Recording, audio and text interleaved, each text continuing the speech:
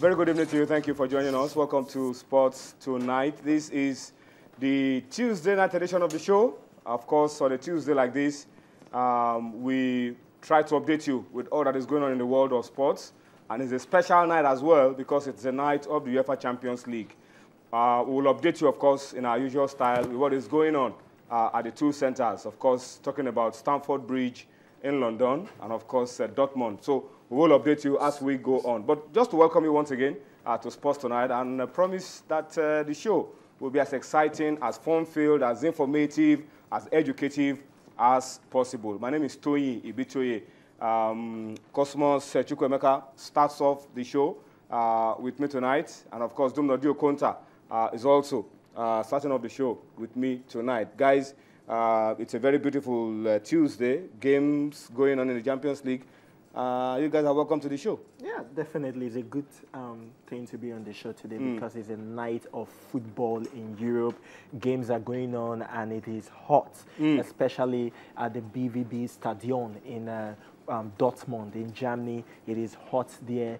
Borussia Dortmund want to... It is hot at the Stamford Bridge as well. Exactly. There's a result at one more goal. Exactly. There's a result at the Champions League as well. Drag it to extra time. Or just win it on the away goals. Exactly. Chelsea are also leading by a goal to nothing, and it's really going to be a very interesting time in the UEFA Champions League. Few minutes to go. Who is going to get into the semi-finals? And that is the battle right now. But so definitely, it's good to be on the show, and then we'll talk on the best of sports right here. Well, Dumnodio Konta is also here, and there's a lot that we also need to highlight about Nigerian football. I mean, you can talk about the excitement, the fun, the quality, the organization of UEFA Champions League and football in Europe. We will need to talk about our own. And that's why Dumnodio is on the show tonight. They will be shedding light on a lot of issues around Nigerian football. Yesterday on the show, we talked about the abandoned game, the litmus test for the LMC. That's the game that was played in Sapele between Bayelsa United and El Kanemi. We will show you footages from that game. Dumnodio Konta has been keeping track, he's been looking at it, and he's been getting all the information that he needs to get. He will be taking us through all of that later on the show. And then we will also go to Port Harcourt. It was the Port Harcourt derby on Saturday, Sharks against Dolphins. And Sharks felt that he scored a good goal that the referee disallowed. We will talk about that as well on the show. Dumnodi, games as well tomorrow, rescheduled matches in the Globe Premier League? Yeah, for those teams who were initially excluded from the league, just to catch up with the other teams. We've done 2 week 5. Some of them have played 2 games, some have just played 1. And for those who were still playing on the continent, they seemed like what it was, even by a sign, so they have to clear up their outstanding so that they can measure up with the other teams. All right, so we'll take you through all of that as well on the program tonight. And of course, for those of you who are lovers of athletics, Tuesday has become our day of discussing athletics and of returning Nigeria to those glory days, making champions again of Nigerian athletes. And of course, Bambo Akane will be coming in later on, and we'll find out what he has for us today. He has, this unique way of bringing something fresh every week. Just stay tuned. Let's find out what Bambo has got for us on that segment later on the show. Just to start off the show by updating you once again about what is going on in the UEFA Champions League. The game in Dortmund, starting off with the game at the Stamford Bridge, Chelsea 1-0 up over Paris Saint-Germain. On aggregate, it is 2-3. Yeah. So Chelsea need 1 more goal, and they will be on top in terms of away goals. Definitely. And then Dortmund lost the first leg 3-0. They need to score 1 more goal to tie it up, and then we'll see how it goes in terms of extra time, or if any other team will get a goal that will turn all of those things in their favor. All right. But as we speak, this is how it stands. Chelsea 1, PSG 0, Dortmund 2, Real 0. And it is also important to update those people watching us on who scored the goal for Chelsea. It was Andre Schürrle. He scored in the 37th minute. Same thing as well for Borussia Dortmund. In 37 minutes, there were already 2 goals of There were already 2 goals of Marco Rios with the 2 goals. So, like I said earlier, it is. But we also need to highlight that Madrid lost the penalty. Yes, Madrid lost the penalty. Put them ahead in this exactly, game, and probably put them in control of this encounter. Yeah, as early as the 10th minute, they got a penalty.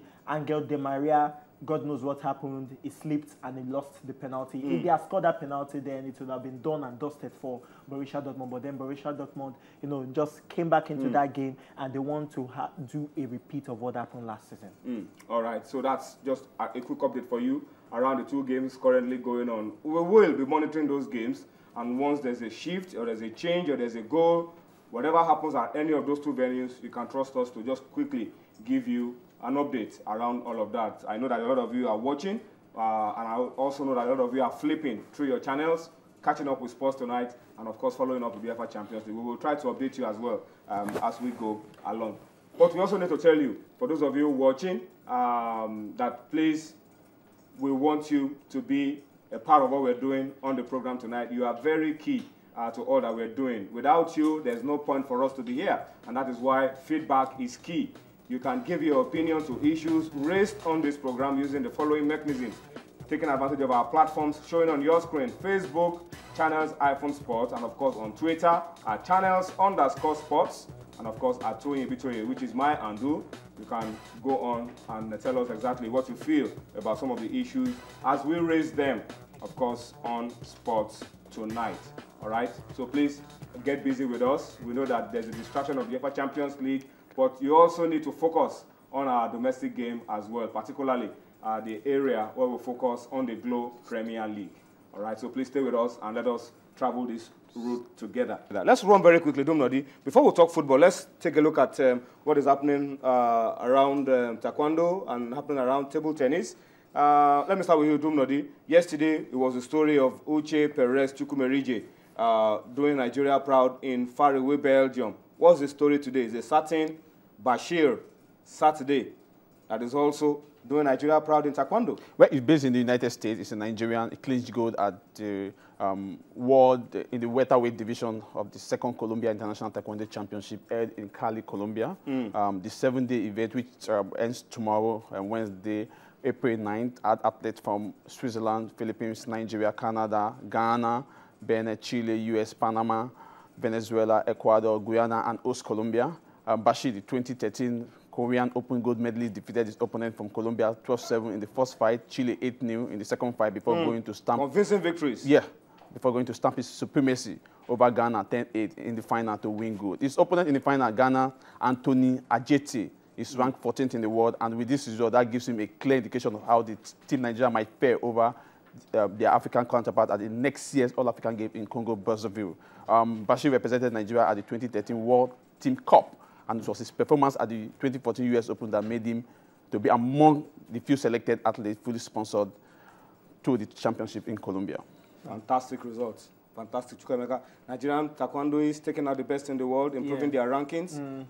They're very good for the sport. Definitely very good for the sport. Just a few days ago, Uche Chukwumerije, who is an elite sports person and athlete in this sport. The former gold medalist at the All-African Games.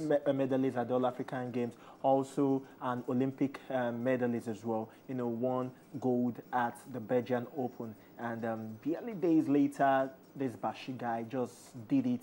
He had already done something like that at the US Open few months ago, and going into Colombia, he did the same thing. Actually won that Ghanaian, number 14 in the world. I've read about that Ghanaian, a good fighter when it comes to the sport, but then won it. So this goes to show that the elite athletes in this sport are basically trying some of the best in the world. Exactly. And I think we should give credit to George Ashiru, who is the president of the Taekwondo Federation.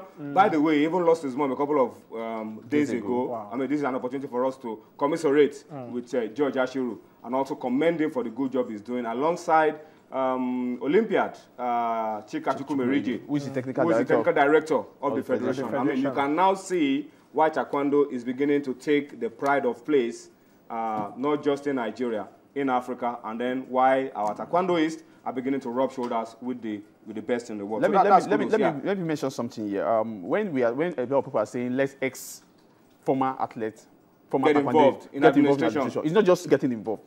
Having a plan in place so that by the time you step into office, you don't find yourself in an empty room, nothing to show for it. Whether you are an before you get onto the board of the federation, have a plan. You had the plan, you had the foundation, getting kids involved, getting a lot of competition, taking them on trials, and this is what we are seeing. This is the result. That's what it is. Set up, have your blueprint. By the time you step into office, you know what to do. Not just when you get into office, you become a bit as clueless as those people you felt clueless before you step into. And I must say something that this is a good thing, and the federal government should please encourage these guys. I don't want to talk too much about the federal government. I think what we need to do now, government cannot be too involved anymore. It is clear. Well, private sector involvement. Well, I'm talking about encouragement. That you don't need government.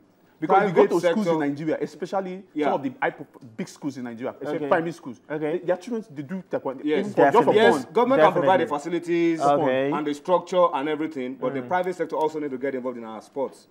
Taekwondo, for example, look at how much Chukwumerija has been able to achieve with the support of his father and all that. So let the private sector also That's what I'm talking about. That if Chukwumerija did not have that, his father to support him, what would that? That's what I'm trying to say. So let the government encourage them. I'm still saying it. The government should encourage them like they do to football and other elite sports. All right.